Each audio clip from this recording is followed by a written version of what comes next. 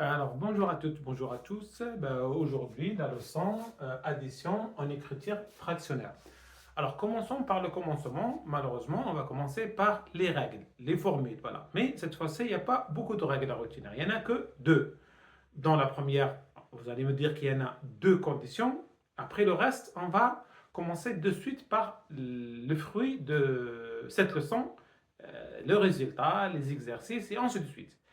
Alors, les règles. Alors, on va commencer par une fraction, deux fractions qu'on va multiplier la première fois la deuxième. Alors, on a deux fractions, A divisé par B, le tout, C divisé par D. D'accord? Dans la multiplication, il ne faut rien chercher.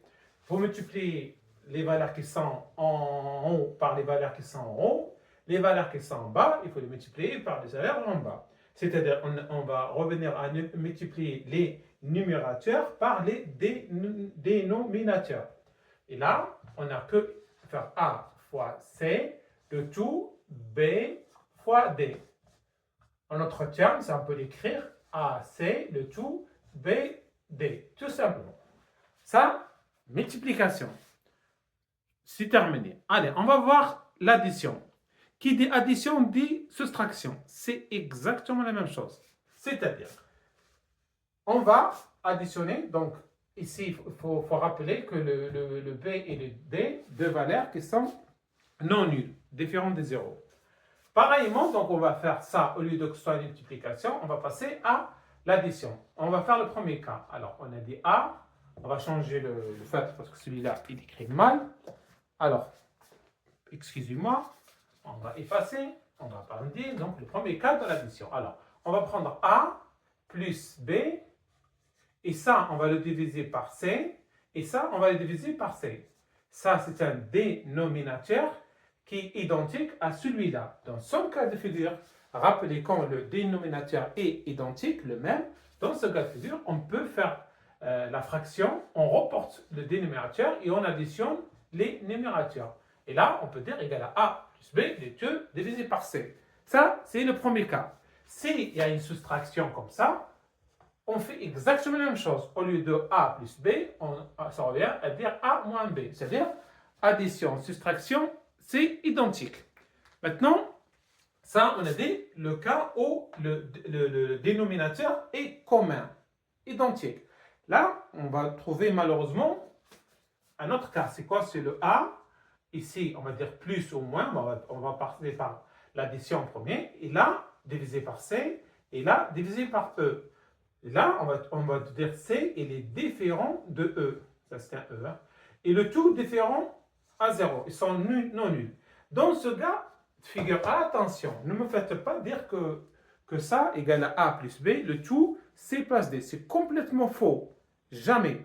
Parce que cette valeur-là, elle n'est pas identique, on ne peut pas faire un dénominateur commun.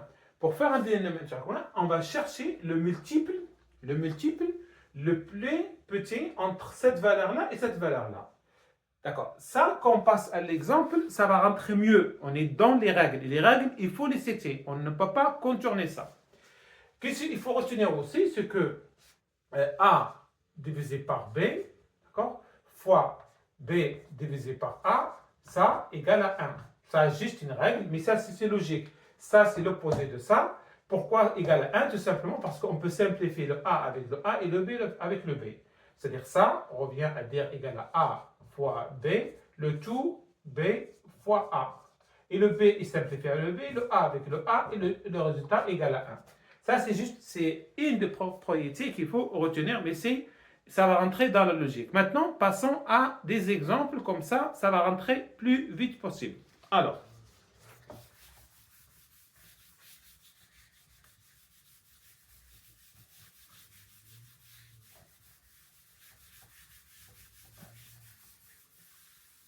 prenons le premier cas de figure qu'on a des multiplications de deux fractions. Par exemple, 3.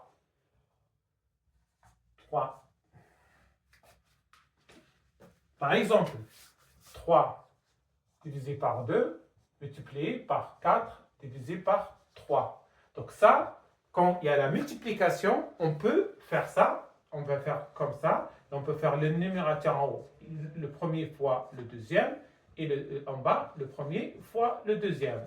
C'est-à-dire ça revient à multiplier tout simplement les numérateurs 1 par numérateur 2, le dénominateur 1 par dénominateur 2. Et là, 3 fois 4 égale à 12. 12, 2 fois 3 égale à 6. 12 divisé par 6 égale à 2. Donc ça, on est dans un cas hyper facile. Passons à l'addition qui explique la soustraction. C'est la même chose. Alors, prenons le cas suivant. Donc, on va prendre le même cas, 3 ici, plus 4 ici. On va prendre la même chose. On change juste le signe. Au lieu de que ce soit fois, on fait plus ici. Ici, divisé par 3. Qu'est-ce qu'on a dit? Quand c'est différent, on a dit quand c'est différent, d'accord? Il ne faut pas faire l'addition. Si c'est identique, on peut. C'est-à-dire que si ici, par exemple, on a 3, là, ça ne pose pas de problème. Que ce soit addition ou soustraction, ça, on peut faire exactement égal à 3 plus 4, le tout divisé par 3. Comme ça, on peut voir un dénominateur commun. Et là, 3 plus 4 égale à 7, 7 plus 3, on le laisse comme ça, on ne peut pas simplifier, on arrête là. Reprenons maintenant l'exemple de tout à l'heure, on a des 3 divisé par 4 et là 4 divisé par 3. C'est ça le premier cas, deuxième cas de figure de la soustraction, de l'addition plutôt. Alors, qu'est-ce qu'on a dit? On a dit comme que 4 et 3 ne sont pas identiques, je ne peux pas faire comme précédemment 3 plus 4 et 3 plus 4, 4 plus 3 en bas. Faux, attention. Donc là, on va chercher tout simplement un multiple commun entre celui-là et celui-là, entre le dénominateur le 1, le dénominateur 2, on va chercher ce qu'on appelle un multiple commun. Alors, le multiple commun, comment il s'obtient? Vous prenez la première valeur, vous la multipliez fois 1, fois 2, fois 3, fois 4, fois 5. Vous prenez le deuxième dénominateur et également fois 1, fois 2, fois 3, fois 4. Et après, vous cherchez, dès que vous trouvez un multiple commun, on arrête et avec ça qu'on va travailler. Vous avez compris? Reprenons. Ici, qu'est-ce qu'on fait? On fait 4 fois 1 égale à 4. 4 fois 2 égale à 8. 4 fois 3 égale à 12. On arrête. Ici, 3 fois 1 égale à 3. 3 fois 2 égale à 6. 3 fois 3 égale à 9. 3 fois 4 égale à 12. Waouh! Le 12, il est sorti de ce côté-là. Le 12, il est sorti de ce côté-là. Et c'est le chiffre commun entre la multiplication 1 et 2. Et le chiffre commun le plus petit, ça va être 12. Alors, ici, on a compris.